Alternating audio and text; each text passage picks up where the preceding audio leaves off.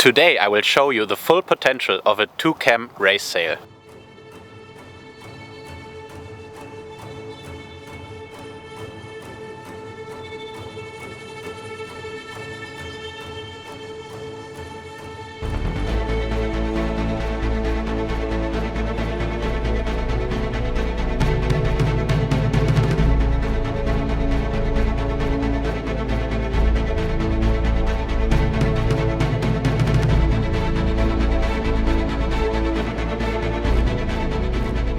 So I've got the ACZ in 7.2 here today, which is the 2-cam sail from point 7, and I think actually that a lot of people have no idea what the right gear for them is.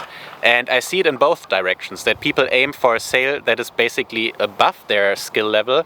So they go, for example, for the full-on slalom sail and they struggle with it, don't get so much time on the water, and in the end will not progress as quickly as they can. And on the other hand, there's the people that tell me, oh, I never want to use a cam sail. They are so heavy, they will be full of water when I fall in and I cannot lift them out. The jibes are going to be difficult because there's no rotation. And I think a lot of people might really benefit from trying a sail like this. And so today I want to show you what me, as a basically almost pro windsurfer, can do on a 2-cam free race sail. I want to test the camber sail for 3 things today while on the water. First of all, pure speed. How fast can I go on the sail? Can I go over 30 knots? Can I go over 32 knots? Depends, of course, how much power I have. And does it limit your speed? And also the acceleration, how easy is it to get to this top speed and what's the average speed? The second category is the jibing, because I hear a lot of times people don't like to rotate cambers around the jibe, and how difficult is it actually with the sail, how well does it rotate? And the third category, which I really don't want to do today, is water starting.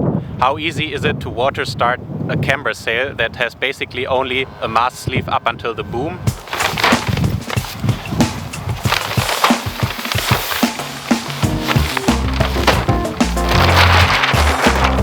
Really wet here because the snow has been melting for the last 3 days, and yeah, everything is very squishy.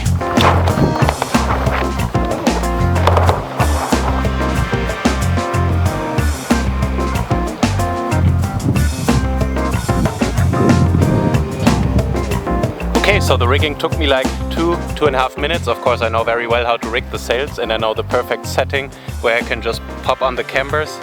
And yeah, 3 minutes I think is not so bad, so that for me doesn't count as a reason why you don't use camber sails. So the secret of how this sail can do both, work as a slalom sail but have the ease of like almost a wave sail, lies in its layout. If you look, the mast sleeve goes only up until the boom.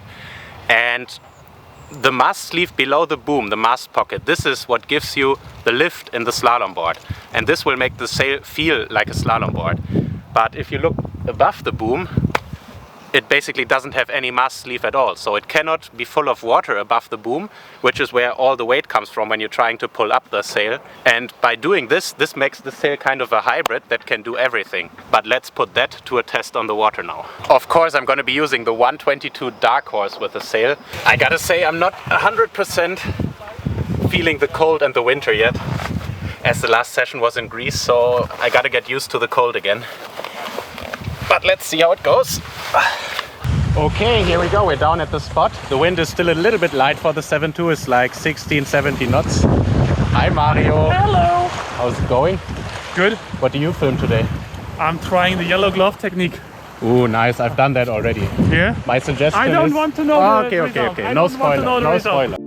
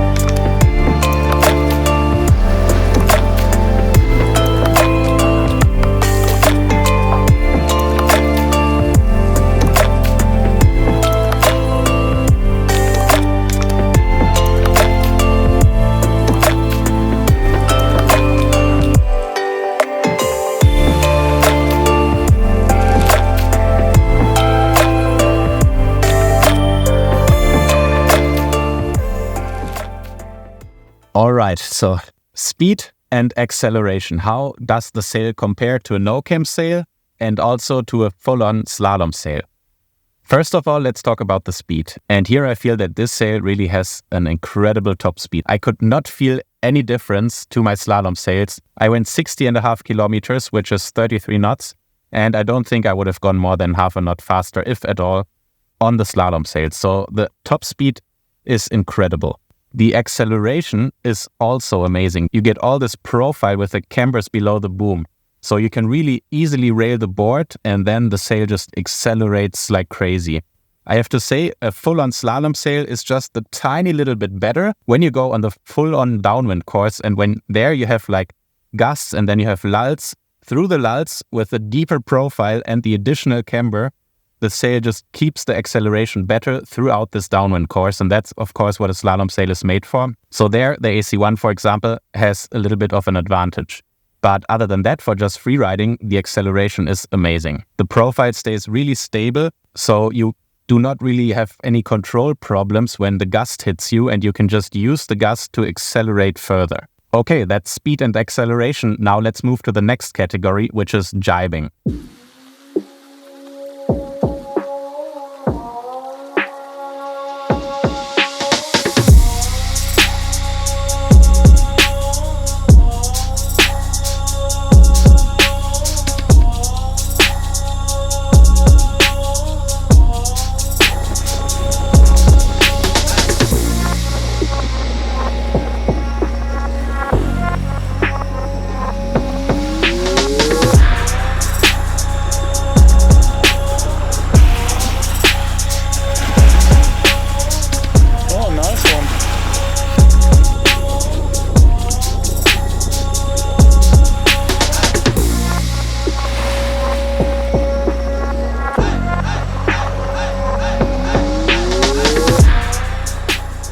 So those were some of the jibes of the day. I have to say it were not my best jibes because it was my first session back in Germany and it was like 10 degrees colder than in Greece. So I was really struggling a little bit with the cold. And when you struggle with the cold, I feel that you get a little bit stiff in your movements and then the jibes suffer the most. Not the speed, but the jibes. So yeah, I'm not 100% happy with my jibes, but I tried to do some nice ones. And let's first talk about the rotation because I feel that the sail, I didn't even notice the rotation. On the AC1, on the full-on slalom sail, I have to really lean in hard after shifting the sail, but on this one, it goes around really easily and I don't even notice the cambers really. The one difference that a full-on slalom sail has, that the acceleration out of the jibe is a little bit better compared to this two-cam sail, which is still amazing, but it's just like this tiny little difference. And for me, camber sails always work better in the jibes because when you release the sail and you don't have power in the sail, a no-cam sail will kind of lose the profile a little bit. A cambered sail will keep the profile even if there's no pressure from the wind in the sail. So that's why I kind of love jibing the two-cam sails, but that's probably because my background is in slalom and I enjoy this. But I think for someone coming from wave or like no-cam sails, the sail will be a little bit of an adjustment, but it will also be easy to learn the jibe on this compared to a full-on slalom sail. Because A, the rotation is really smooth, and you don't have such a big pull after the jibe like you have on a slalom sail. So yeah, that's jibing. And now let's move to the last category, which is water starting. And I only did one water start after fell in because the water was really like 2-3 degrees and I didn't want to do like 10 water starts. And anyway, I know how the sail water starts, so excuse me for not doing 10 water starts and just having the one for you here. But yeah, of course, like I said in the beginning, the big advantage of this sail compared to full-on camber sail is that the mast sleeve is just below the boom. So if there's water inside the mast sleeve, you can get it out really easily because if there's water in the top of the sail, it is a lot harder to pull compared to if there's a little bit of water on the bottom of the sail. And what you always want to do while water starting, especially a camber sail, is if the sail is sunk and filled with water, swim to the top of the mast, get the mast out a little bit and don't try to push out the sail with your body strength, but let the wind do the work. So position the sail into the wind, push out the mast tip a little bit, and then I think the sail is really easy to water start. You just have to let the wind kind of blow the sail out of the water, and then the water of the bottom of the mast sleeve will just flow out. And then you have a sail with a really easy handling for the water start. So I can only highly recommend this. Of course, I'm a little bit biased, I have to say, because I always use camber sails, and this is why I really, really love the sail.